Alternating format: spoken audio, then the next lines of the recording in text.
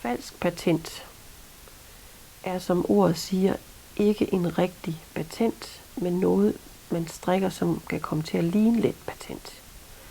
Og det, man egentlig strikker, det er 2 ret, 2 vrang, som bliver forskudt. Her er det retsiden.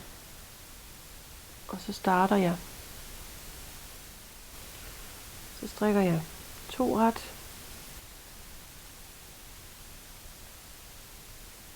2 vrang,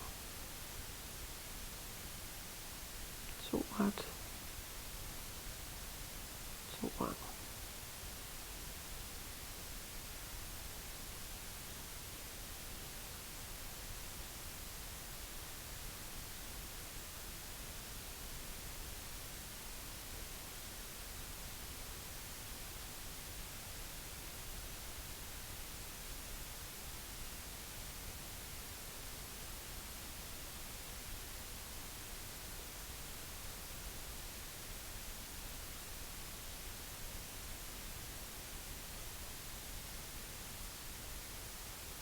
Og her, der slutter jeg så, for jeg har et ulige antal, med 2 ret og bare 1 vrang. Så vender jeg. Og så strikker jeg det samme.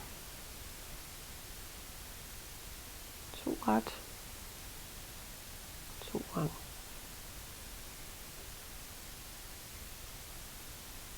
2 ret,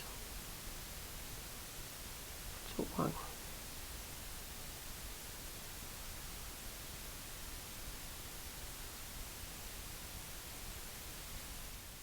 Man gentager simpelthen det her 2 ret, 2 vrang på begge sider, og når man har et ulige maskeantal, så kommer det til at passe med, at det bliver forskudt. Hvis man strikker det rundt, skal man huske at forskyde det. En mask for hver pind. Det man kan se, det består af, det er, at det består af en maske, som bliver ret på alle pinde, og den, der så ligger herinde, er vrang på alle pinde. Og den, der så ligger på hver sin side, er så skiftevis en ret og en vrang.